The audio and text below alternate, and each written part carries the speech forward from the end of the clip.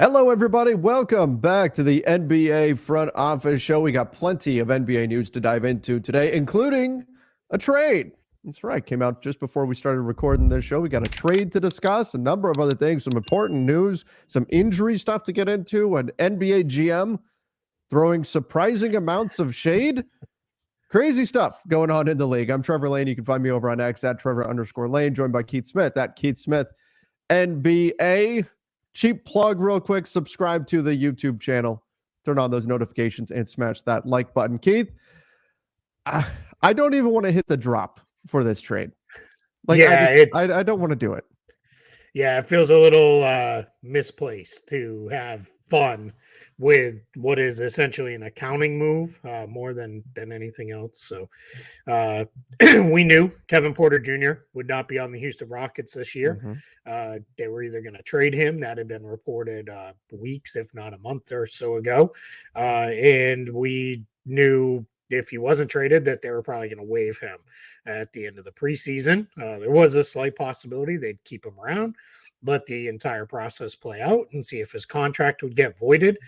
Somebody very aptly asked, why didn't the Rockets just do that? My guess is that's probably still pretty unlikely that his contract gets voided. Unless he was like in jail and unable to provide the services that he was signed for. So my guess is the Rockets said, let's just be done with this, where we're going to get rid of him and move on. So terms of the deal, Kevin Porter Jr. traded to the Oklahoma City Thunder along with 2 second-round picks. It's a 2027 Timberwolves pick and a 2028 Bucks pick. From the Rockets to the Thunder are sending back Victor Oladipo and Jeremiah Robinson Earl. The Thunder, it's already been reported, will just waive Porter Jr.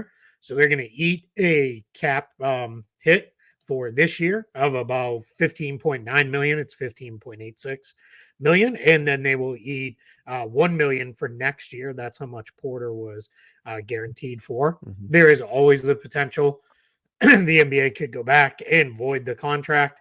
At that case, all that money would come off the books for the Thunder, but I think this is just more likely going to be he's waived and he's gone. And Porter ahead. Jr., we should mention, this is an assault issue with.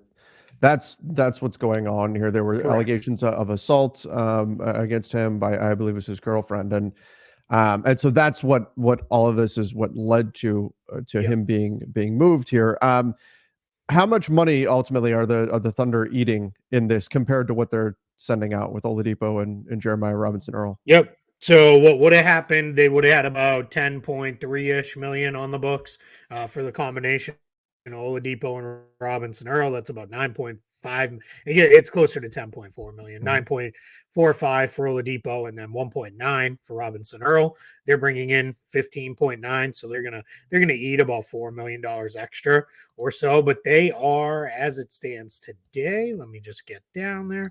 They're 15.5 million under the luxury tax, so they'll still be over 10 million away from the luxury tax line. They are still +1 on their roster after this trade, because they're technically +2, but they're going to waive Porter, so there's still going to be one more waiver to come, and it will be a waiver of somewhat of consequence, because the guys they're down to are now more players that they really like, and would presumably like to have on the roster. So we'll see with that.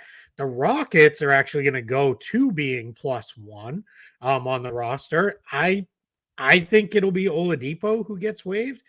Some have pushed back on that and said it won't be, that they're probably going to keep him around for matching salary in a future trade, but I don't really know. We'll see. So I think there is a chance that it is that it gets that it could be Robinson Earl. Maybe it's somebody else. I kind of doubt it, but we'll see. So from the Thunder perspective, they essentially they're Robinson Earl and Victor Oladipo were going to be waived. They were going to be waived. They were going to be roster spot casualties here. And so effectively and again, Kevin Porter Jr. will not be on their roster. He's being waived too. Effectively, all this comes down to is they're paying $4 million for a couple of second round picks, which is not bad. Exactly. I mean, look, the Lakers paid over $4 million just to move up 7 spots in the second round. So that's a pretty good value for OKC. Now, how many draft picks they have, that's another discussion. Like maybe there's diminishing returns, but then for the Rockets, you're saving a little bit of money, and maybe we'll see what they do. Maybe you get a player that you decide that you're going to hang on to, whether it's JRE or Victor Oladipo. Maybe they pick up something there as well. So again, if you add a player that maybe at some point becomes part of your rotation, regardless of which guy it is, and you save yourself a little bit of money, plus you get this headache off of your roster. Now they can just wash their hands of it and be done. That's worth a couple of second round picks for the Rockets in terms of value. Yeah, that's exactly it. I think if you're the Rockets, you're looking at this as we're done. We got rid of it, and to some extent, we paid the price to shed Kevin Porter Jr.'s contract. Mm-hmm. And if they keep Robinson Earl, it's weird. I like him as a player. There's just no real room for him in Houston either. So maybe he is the one that gets waived, and maybe they just tell Oladipo, hey, rehab on our dime, and we'll figure out a trade later if there's one to be made using you or just using your contract. We'll see, because the challenge for Robinson Earl is this team's loaded in forwards who need to play, right? You've got Jabari Smith Jr. You now have Dylan Brooks in the mix. They'll probably both start. You have Tari Eason. You have Jayshawn Tate. You have Jeff Green coming off the bench. You've got a lot of guys there in Houston. This is not the Rockets of a couple years ago. And I didn't even mention Cam Whitmore, who is going to factor in somewhere as a first round pick, a guy who many thought was going to be a high lottery pick. So that does run into it a little bit there with Robinson Earl. There may not be a roster spot for him. So we'll see, kind of how that comes together. But I think for the most part, we're in a spot where, yeah, you're right. Houston, they paid 2 second round picks just to be done with the Kevin Porter Jr. situation. And I get, because I'm seeing a lot of stuff going around Twitter where people are like, did OKC really need to do this? This feels a little gross. Right. I think there is a assumption of he probably wasn't going to see his contract voided. This was probably going to be a situation where he got paid one way or another anyway, meaning Porter Jr. Okay, so, but let's talk about that real quick, because if this, and I'm assuming this is because it's going to take a while for the legal process to play out. Because otherwise, and again, I've said this many times on the show, I believe you're innocent until proven guilty. If it turns out he's guilty of this, how do you ever void a contract if this doesn't warrant voiding your contract? Well, that's the issue, right? So what's happened in the past, unfortunately, these things is a lot of times these charges don't end up going anywhere. And it just came out yesterday. They already dropped one of the charges against Kevin Porter Jr. because of insufficient evidence to support it. So if these things don't go far enough, or let's say the punishment is it's akin to you pay a fine and you have to undergo some counseling and you're on a probation period or something, that doesn't mean jail time. Well, then if you're Kevin Porter, just like anybody else would say, well, hey, I'm eligible to work. Like let me go to work. And then it becomes a whole thing. And I very much try to say, stop comparing all the rest of us average working guys to professional athletes, because they're not the same world, right? As far as like, if I, I'll go anywhere my job sends me if I'm making, $40 million. Yeah, well, it's different, right? They're different worlds. So it's not the same thing as if, you or I got in trouble and then showed back up like, hey, I'm not in jail, so I want to work. There is a different thing here, but the NBA is very cautious in the NBPA on the other side, because what they have to do is you have to be very careful of what warrants voiding a contract. And I get it, because I'm with you. Like Kevin Porter Jr., as far as I'm concerned, everything we know right now, barring some more evidence that comes out that, hey, this wasn't what it looks like it is. Right. But if it comes out, looks like what it is, see you later. You don't need to be in the league. I feel the same way about Miles Bridges. We've covered that. They are in the league, so we cover it as such. But I think the reality is, where do you draw that line, right? And I get it. It's very easy to say, yeah, you hit your partner there. That's a very easy line to draw. What if it's not quite that? What if you smashed up their car, and you didn't do do the other, violence against them as a person. Like then, and that's the challenge is the league. Well, what if a guy gets in a fight in a bar, and punches somebody? Then you could have a team be like, you know what, we actually owe that dude $40 million and he's not good. But yeah, void the contract, right? And that's where this all becomes a whole thing. Obviously, if he was sent to jail and could not provide services for the contract, that then becomes very cut and dry of you're Correct. not, it's no different than if James Harden didn't show up of his own accord, right? That's you're not providing the services you're being paid to provide. So the contract becomes, voided in that sense, if that's the route the team wants to go down. So yeah, my guess is that's why Houston said, let's just get out of this, be done. Oklahoma City's like, hey, we can just waive them. And if by chance, 2, 3, 6 months from now, the contract becomes voided before it would have expired anyway, then fine, we'll deal with whatever it is then. If not, we're content to just eat this, dead money on our books as we've been doing for the last few years in several of these transactions we've done, and off we go. Yeah, right. That makes sense. And again, there would need to be a trial. There would need to be evidence presented. He would need to be found guilty. All of that sort And of we all stuff know that's would have to from take, and that takes a long time. Yes. Yeah. Right. That is a long process. So to put a bow on this topic, the Thunder now have a total of 22 second round picks and 15 first round picks in the next 7 years. That's insane. At some point, like, of course, the thought is they're going to combine all of these assets into a superstar trade or trades, depending on how these picks wind up being valued. But at some point, do we look at this like I talked about this before, like the dude that drafts like 2 or 3 tight ends in fantasy football and then tries to trade them away to people, and the rest of the league just looks at him like, well, you kind of have to trade these guys, even though other people need tight ends too. Like everybody knows that OKC, there are nowhere near enough roster spots to use all of these picks. So is that going to be an issue on the trade market where teams know OKC, they have to move some of these picks at least?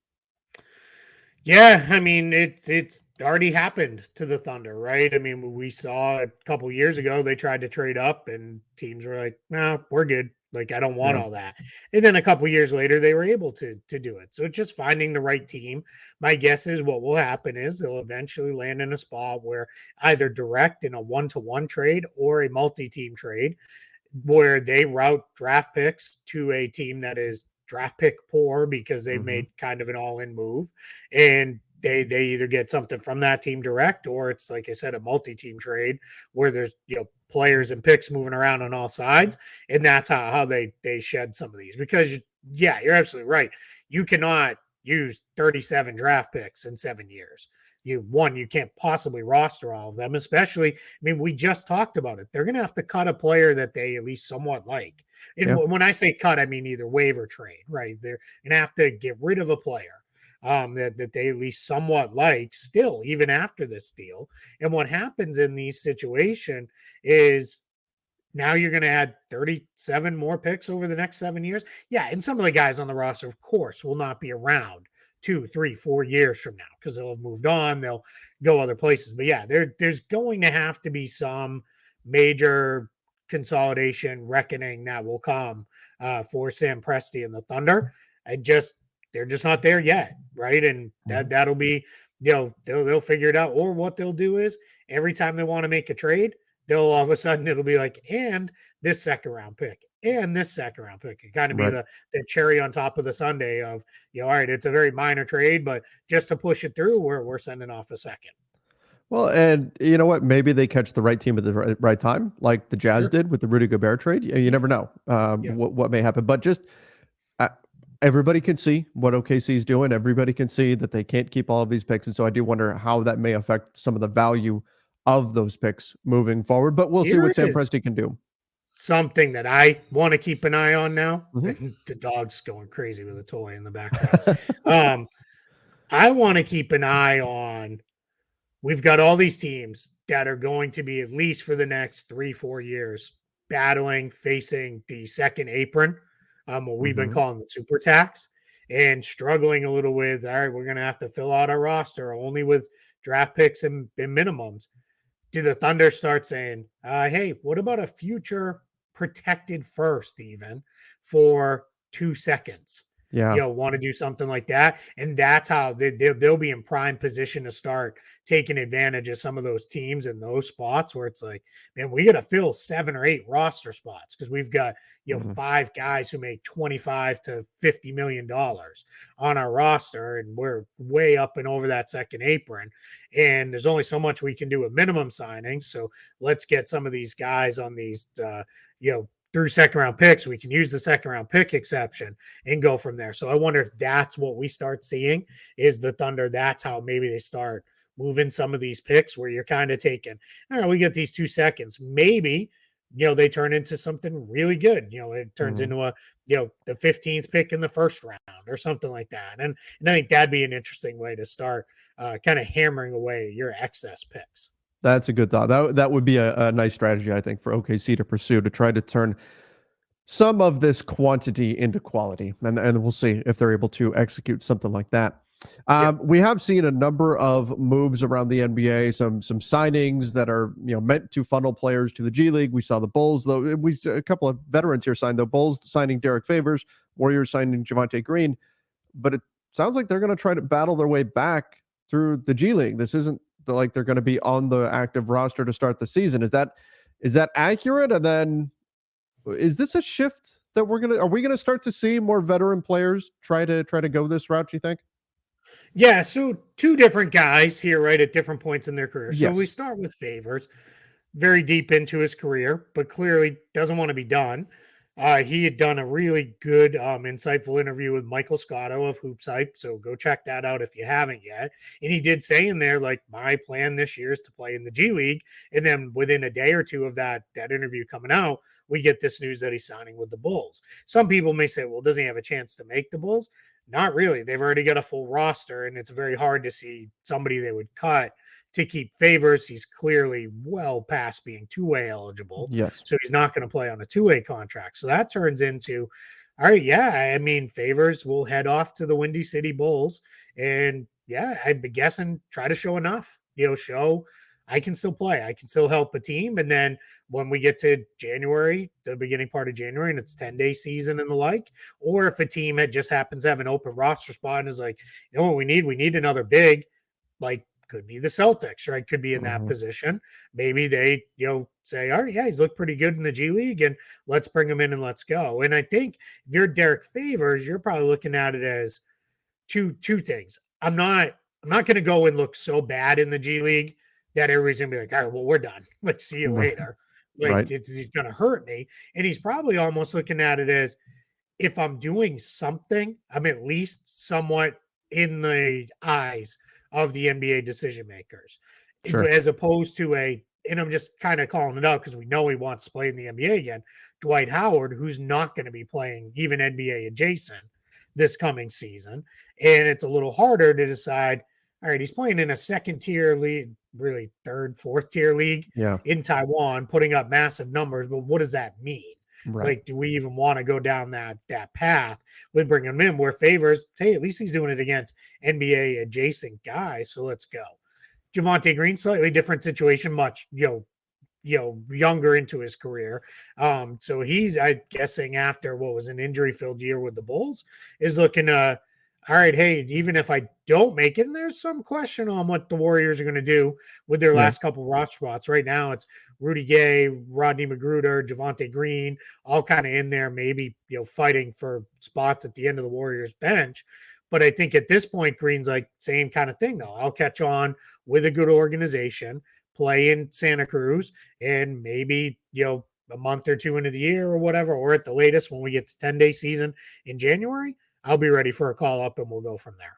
Right. And he's had a few cups of coffee in the league, and he's 30. So he's not like a, 23-year-old who went undrafted and is trying to battle his way in through the G. I mean, we're seeing more guys who are later into their careers, and they're looking at the G League as an opportunity to potentially get them in front, as you're saying, to get them in front of, NBA eyes and potentially get them back into the NBA. And I think it's interesting. Obviously, Derek Favors has done much, much more in the NBA Sure. than Javonte Green did. But just interesting to see guys taking this path. And then I'm not expecting it to work out a lot, but we may see a few guys that are able to have something of a resurgence. Maybe they get a half a season more in the sun, right? That's possible, but I think we're going to see this continue as the G League continues to grow and becomes more reputable and becomes more of a thing that teams are paying a lot of attention to. We're going to see this happen more and more, I believe. Yeah, and people may counter with, why don't these guys just go to Europe or go to China or go to Australia? Well, there's a lot of different reasons. One is, couple of things is, one, right now the world's kind of a mess, and maybe you don't want to get too far from home. I think there's a bigger part though, is there's not a lot of money left from other leagues because Australia's season's already going. If I may be off on that. I think they're already like into their preseason and going. Most of Europe is already well into their preseason, so the bigger money contracts are just not available. China will get, I believe, cranked up here in the next week or two. And then the other thing is, some guys, they just don't want to leave, right? Yeah. And Javonte Green, for example, he already did the Europe thing. He played overseas for, I think it was either 3 or 4 years before he finally cracked an NBA role with the Celtics through basically what was hey, just come and be a summer league body. And then I think you and I were at that summer league together when he just dunked on everybody for the entire week of summer league. And then it was like, next thing you know, hey, now you got a camp deal. And next thing was, we got to keep this guy. We can't, we can't cut him loose. So it turns into a whole thing with that. So yeah, I think, everybody's path is a little bit different, but I think you're absolutely right. We're going to see more vets kind of take this route, and we'll probably see 1 to 2 to 3 of them pop and show back up on an NBA roster and stick on an NBA roster by the end of the season. I think too, it could be as simple as family, right? These guys, as they're getting older, they're not going to want to leave, kids and wives and stuff like that behind. So, and school's already started for the year. You don't want to necessarily uproot them now. And just to I bring that up because Lauren Holiday, did you see her post? Yeah, on social media, and she went in all that, like how they're human beings, and like this affects them and being traded and all that, and their kids have friends and all of that happens when you're trying to uproot a family suddenly and you get traded and that sort of thing. So this isn't apples to apples necessarily. These are guys trying to make their way back into the NBA, but the same thing. Like, do you either want to be away from your kids and away from your family while you're over playing in Europe, or do you want to disrupt their school year and all of that? All that kind of stuff comes into play too. We look at, well, why would being in the G League have appeal to these guys versus going and playing in Europe, especially if maybe there's a league that has a higher level of play in Europe. There's a lot of factors, but it could be as simple as look, from the human perspective, do you want to be able to see your family or not? And that could be, obviously for a lot of us, that would be a huge factor in the decision. Yeah, and I'm not Derek Favors' accountant or financial advisor, but Derek Favors should be pretty well set for life, money-wise. He was in the NBA for a long time and made a good chunk of money, throughout the course of his career. No, he was not he's never a max guy, but he always made, good money throughout the course of his career. So my guess is he's not in a spot where it's like, man, I need to go take the biggest offer I can find, because that's the other thing. These guys don't get more in the G League than the guys you reference, which the G League is, historically, and the bulk is still made up of, guys between 22 and 27 that have been around for a while. They're getting paid decently, but these guys, my guess is when all is said and done, they probably both get this $75,000 Exhibit 10 bonus, which means if you go and you stay for 60 days with the G League affiliate, you get $75,000 extra dollars on top of your G League pay. My guess is that's what both of these guys got. And that's at least somewhat of the motivation, but more of the motivation is keep me close to the NBA, where I can maybe get back in the league. So it's absolutely, I'm all for it. Right. I mean, it's, let's go. If these guys can fight their way back on the rosters, that's always a story I root for. For sure. For sure. All right, let's jump over to Nuggets GM Calvin Booth. Did an interview with Kevin O'Connor of The Ringer. He said a lot of things that you don't typically hear GMs say. Didn't really take the high road on some topics where where you kind of would expect him to. Okay, this thing about Bruce Brown. He said some of these teams were trying to get Bruce, trying to make it worth it. It's like, just be careful what you wish for. Peyton's bigger, he's longer, he's more athletic, he guards better, he passes better. He's talking about Peyton Watson, by the way.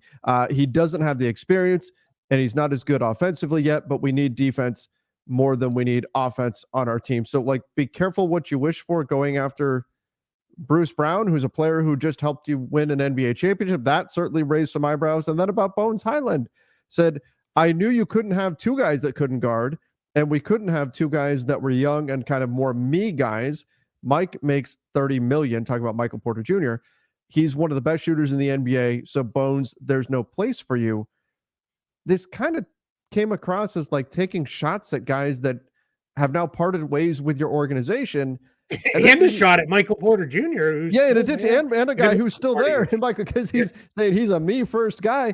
That's I mean, it was surprising to see that coming from a general manager. Typically, you see teams, organizations who were the general managers speaking for, try to take the high road as much as they can in these situations. And he very much did not do that here, kind of threw shade at a number of players.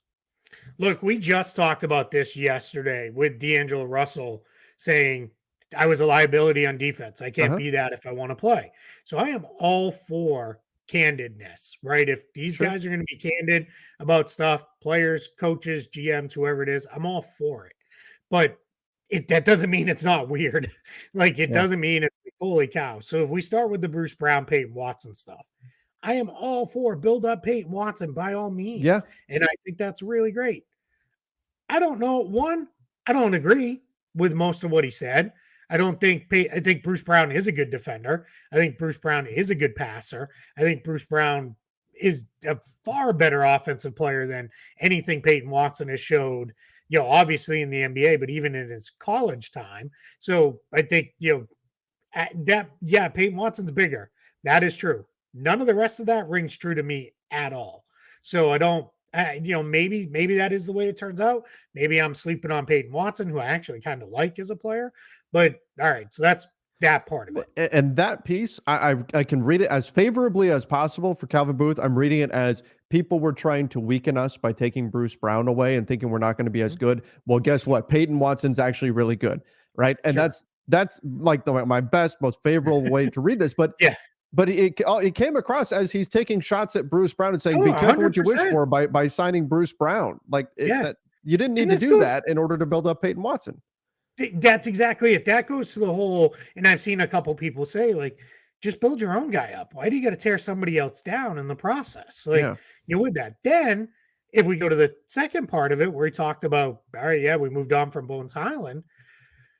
All right, again, no one's going to say you're wrong. Like, Bones Highland's not a great defender. Neither is Michael Porter Jr. But it's like, man, all right, I guess, my thing is, as a consumer of this stuff, I love it because beyond the content it created for us today, like, I just love being able to get into what was the thought behind trade X, right? And not just speak of, we thought it'd be a better fit and we liked what, this player brought. And and he could have very easily said, well, there wasn't going to be minutes for Bones here, so we wanted to open up minutes for him somewhere else, or what, all the standard stuff we hear. So I love that. But man, even if you wanted to say, we didn't think he defended good enough, so we traded him, that's fine. But then you drag Michael Porter Jr. into it too. And it's like Michael Porter Jr. is just standing there like, man, I just, drive-by shooting. I got, caught with some strays here, and I wasn't even, a part of this whole conversation. So, like, what are we doing? And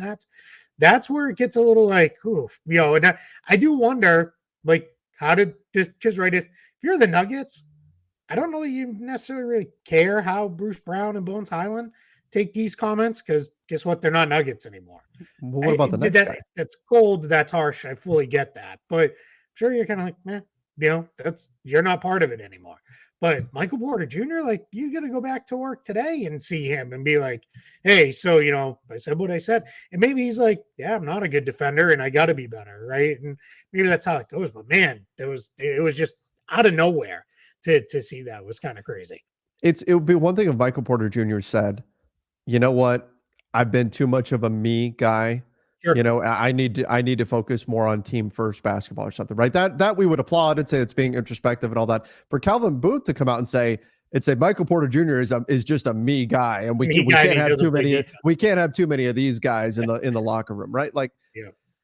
That's it's surprising that he said that. And again, I don't think this is going to be necessarily catastrophic to the Denver Nuggets or anything like this. But if this becomes like a regular thing, what ultimately can happen is and again, I'm not saying they're here right now, but free agents or players considering where to go may look at Denver and say, well, this is a team that talks stuff about you when you leave.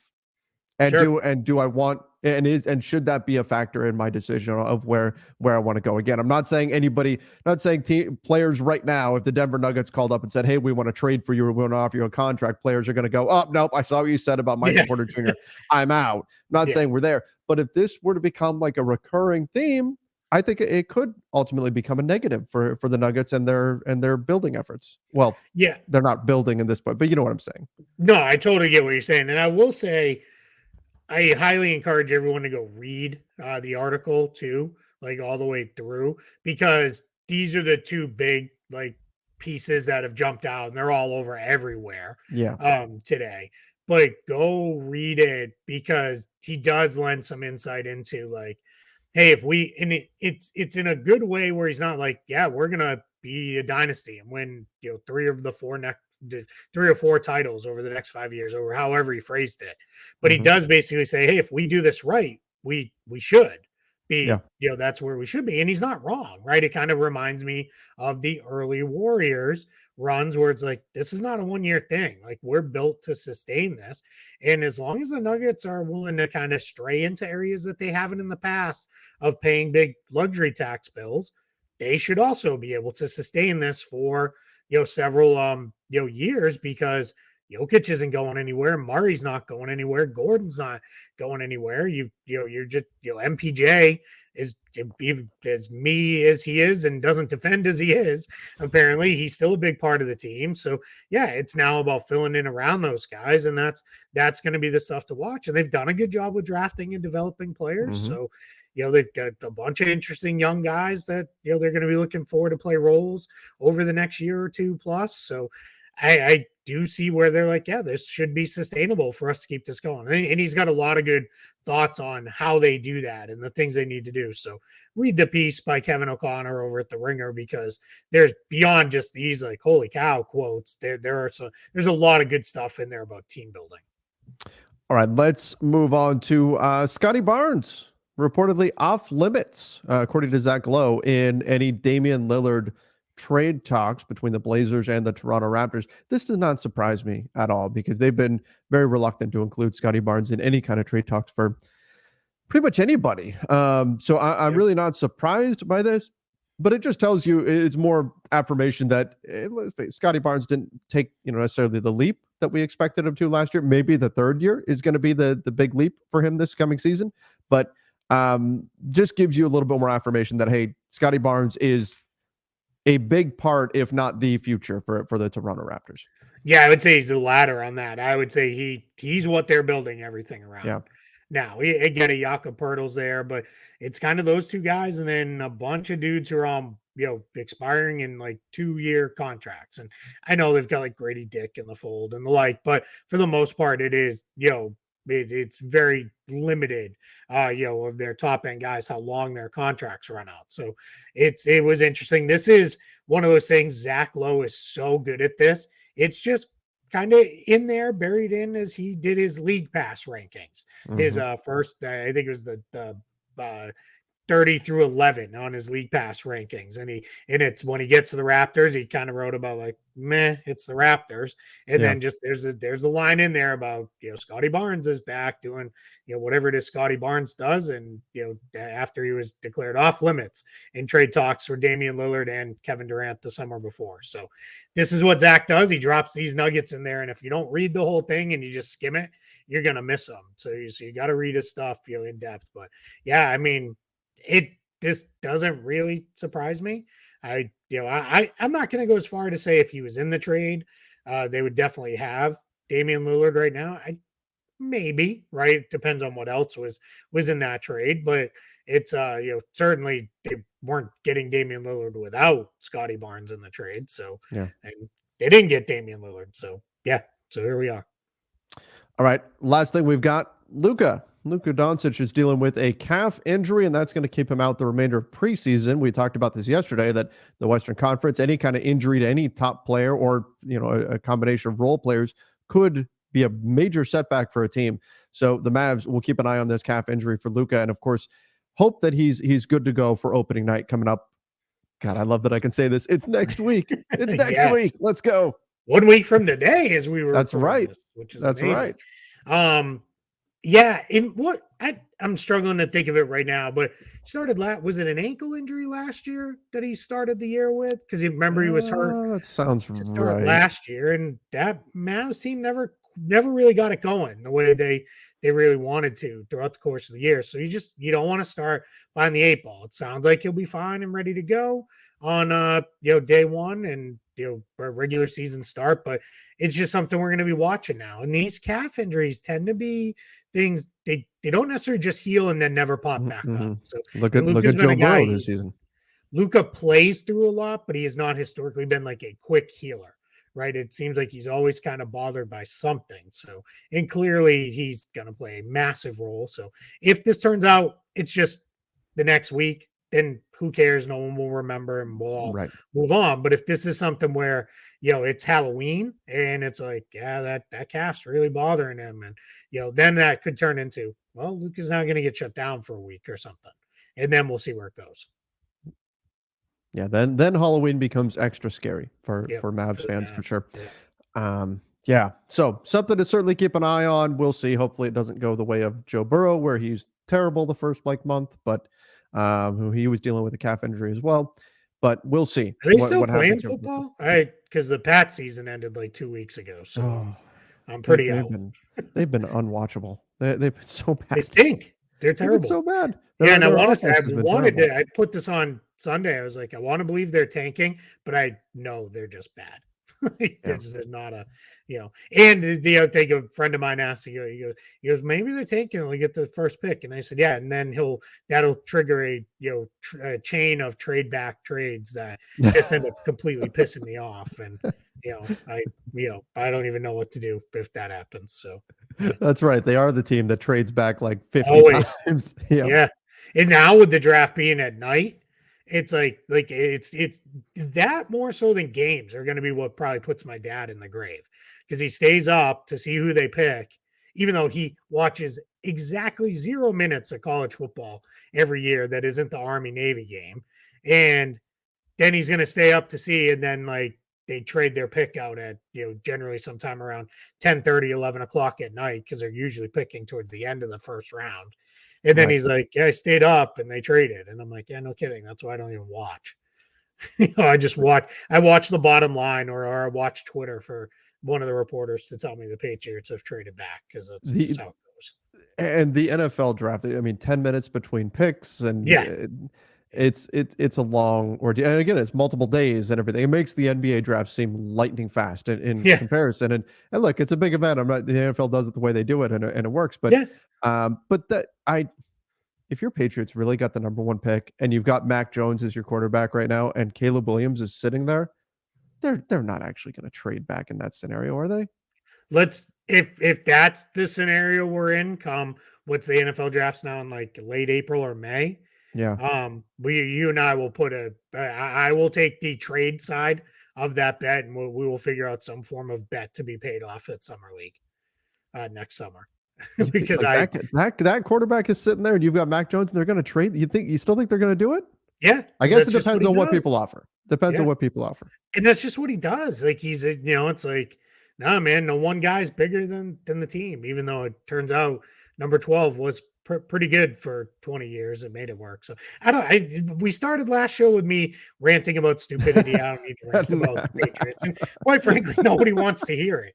And I'm not even angry anymore, because They gave You're me just 20 numb. years. I never, ever, ever expected in my life because they were like the joke of the NFL for most of my formative years. Like they were a running joke on like the late night talk shows Yeah. when they were, like I literally remember one year it was like they might not lose 10 games and like we're all fired up and then they did anyway. And then I had 20 amazing years with 6 championships, including two that I get to see in person. So like I will never like, I don't have anything bad to say about anything with that. And it just now they're living life on the other side again. And it is Yeah. what it is. But I It's like it on hilarious. this side with 6 banners hanging in the stadium more so than I did on the first time around when I was like, I don't think we're ever going to see one of those. Sure. Banners hang forever. And if it It, means you have to go through some seasons of mediocrity afterwards, so be it. then you deal with Yeah. it, right? You deal with it. And that's how the NFL is set up. I was talking with someone for an article they were doing about the differences in the salary caps, and I was like the NBA guy, and he's like, "What's the biggest difference between them and the NFL?" I was like, "In the NFL, it seems like you can do whatever you need to do in the moment to create cap space, Yeah. knowing at some point down the line you'll have to pay the piper." And Oh, yeah. like it's all gonna come home to roost, and you're gonna be hurting for at least a year or two. And that's I mean, that's kind of where the Pats have been over the last few years. So it is what it is. Could you imagine how much our jobs would change if the NBA had non-guaranteed Yeah. contracts to the degree that the NFL does, or if you had the ability to restructure contracts? Can you imagine how many people we'd be getting saying, well, what if LeBron restructures his contract? Then Right? what is the cap? We would spend every day, all day Oh, every answering day. Yeah. questions like that. Yeah. Yeah. Cause we'd be in December and it'd be like, oh, yeah, a guy restructured to create room to sign player X from the G League to a real Yeah. contract. Yeah. As complicated as people think the NBA cap is, they'll take it over the NFL one 100 times out of 100. Yeah. Yep. All right. Well, before we start ranting too much again, we'll call it a day here. At least we saved it for the end. Last show we didn't even schedule in scheduled nonsense. We just added some nonsense We just in there, started but with it. unscheduled nonsense. The last show we started off saying we got our ranting over with, and then immediately started ranting, which is great. Which surprisingly, shockingly, multiple people noticed on both, the comments in YouTube and various social media channels. So Yeah, most people were good natured about it and seemed to think it was pretty funny. I thought it was. And in hindsight, I'm a little bit biased, but still. All right, everybody. Thank you for joining us again. Make sure you do subscribe to the YouTube channel. Don't forget to go follow us over on Apple Podcasts, Spotify, wherever you listen to podcasts as well. Till next time, see ya and stay safe.